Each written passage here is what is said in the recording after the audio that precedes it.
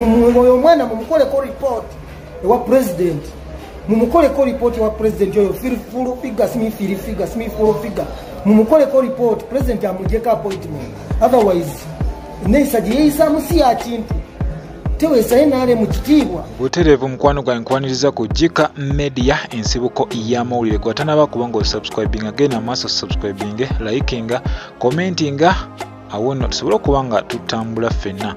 ye omukyala fulufiga munnange ebintu byongera mwonoonekera bamemba ba NRM bongera kubanga ate batabuka bagamba ono tumukoye tetukyamwetaaga mu kibiina ekya NRM era essaawa yonna munnange ogenda laba fulufiga nga asibyemu ebibye era munnange waliwo omu mu NRM atadde akaka naawe mwewulirireko. Musaba muntagingire ekikazi ekyo fulufiga buli yenna asobola okukintagingira akitaginge kwanza ndowooza fe olulimi lwaffe lwekinawulira kubanga ffe byekikola bitunyiiza mwana gwe fulufiga byokola bitunyiiza musimanyi oli president advisor takola ebyo tatulugunya abantu Goza senga bonna bayina amanyi mu NRM bali bayisa abantu senga abantu aba opposition bakyali emmere lwaki mukola ebintu bigenda okukyayisa mu nsi eno NRM mugibukidde buwukizika bwovuma buli kiramu n'owemula n'oyogera ebintu ebitunyiiza ne tuwulira nga twagala kaba bonna we tuba tuli nga tukuwulira ng'oswaza ekibiina kati gwe bakuvuma n'ogamba olwokuba olina obuyinza okuba essimu ne bajja ne bakwata abaana fulufiga temwajja mwenale mukutwononera kibiina mutulekere pate kubera figure ya mwali mulikoleri mu nuku mu FDC mudeyo mwajja kusanya wenaremu kabaka wokuvuma madamu nalweso tukwegayirido oyo mukazi mumutase ku bantu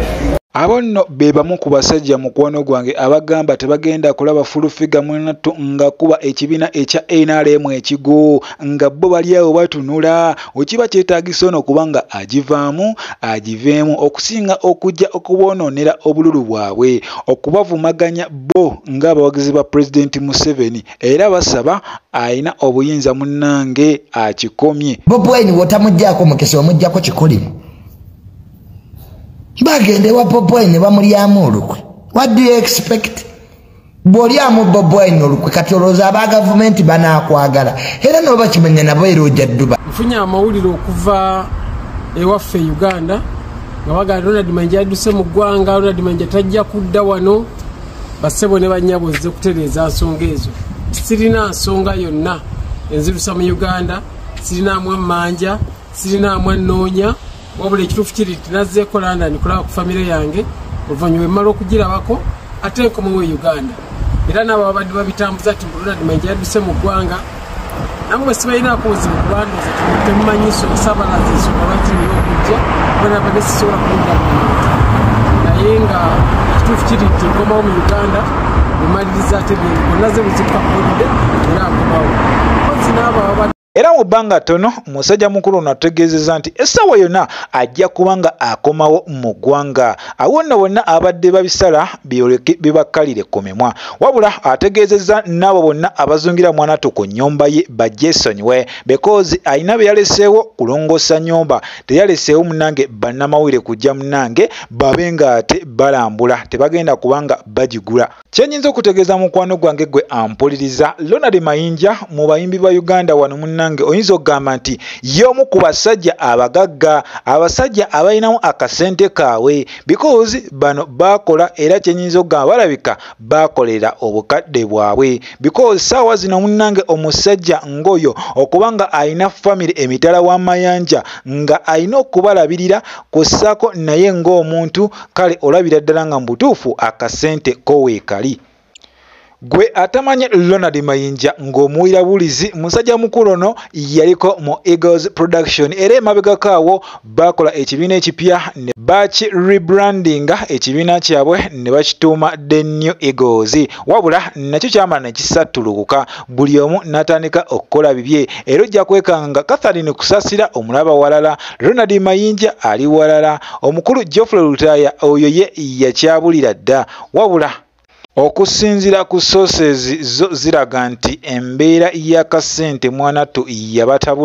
yabatabula nedda mu kati ne yeewogoma. Of course omuntu yenna olina okugendako Mwanattu n'obeerako ne famire yo ne mubeera famire osobola okuba nga munnange abaana bakulabako. Kati nno wanaba amaliriza ensonga zonna agenda kuba akomawo. Naye eyo nga nkujeyo mukwano gwange, amawulire go agaguddewo Mwanattu si malungi, anti fenna Fresh Kid tumutegeera bulungi kw'ossa n'omukulu Fresh Daddy. Ono nno yaddamu oluyimba lwa Born in Africa lwakuba munnange luno lwali lumuzaalidde emiwunyo. Kati nno amawulire go agaliwo mabi, bambi jjajja wa Fresh Kid ono bambi yabavuddeko, yavudde mu bulamu bw'ensi eno. Kibi nnyo ddala, kitalo nnyo ddala. Fresh Kid ono munnange yajja mu industry eno naye mu bintu bya lusaago wabula oluvannyuma ono yamala na breaking through n'ayitawo era yabeerako ne manager omu ne bamulwanirako awo munnange nga buli omu anoonya kasente wabula dadi we emabegako awo najja n'avaayo n'agamba na mwana wange mumwesonyiwe kamwemanagingire wabula ebintu byo tebyatambula bulungi because Fresh Daddy ono nno ye taata wa Fresh Kid tasobola kuba nga ate amanaginga omwana we because ebya music ono yali tabimanyi bulungi nga yeetaaga omuntu abadde mu industry asobola omupeevingira we n'amulaga ekkubo. Mutuluba lyerimu munnange omukyala Badblack nga bwe tumumanyi munnange tayogera ne boogera. Ono no yavuddeyo n'alumba omukyala Shiba Kalungi oluvannyuma lw'ekifaananyi ekimu ekyatambudde ku mitimbagano egy'enjawulo. Wabula kino kiraga Shiba Kalungi munnange ng'omukyala ow'emyaka giri gyennyini egyasookawo. Ekituufu tekitegeerekeka oba make-up ye yasobyemu oba kamera ye yakubye obubi, ekituufu kyo tekinnategeerekeka. Wabula ekifaananyi kino kirese abantu ab'enjawulo munnange nga bawuniikiridde bagamba bannange Shiba Kalungi ng'aweddewo oba stress gy'alina ku federation eyo kubanga leadership yo si nnyangu, obeera ne stress buli omu abeera ku opposinga agamba ky'okola kikyamu kyokka nga gwe ky'okola olaba kye kituufu. Kubanga Badblack avudde n'atugamba munnange nti bali mu the same agement n'omukyala Shiba Kalungi era ye amusingako obwezi butono nnyo. Kitegeeza bano emyaka bandibanga bajjenkanya wabula alaba Shiba Kalungi munnange agenderedde. Kyukira munnange omukyala ono Shiba Kalungi y'omu ku bakyala wano e Uganda abayimbi gw'ogamba nti mbutuufu yakula yamala because mukyala mweru figa yo agiina yamala wabula luno ekifaananyi kino munnange ekyalinkinze tekifaananira ddala ebifaananyi bulijjo bye tutera okulaba. Kino ekifaananyi munnange abantu bakigaanye wabula asinze okiteeka mu supu n'ebirungo ye mukyala Badblack ng'agamba bannange Shiba Kalungi kimala naye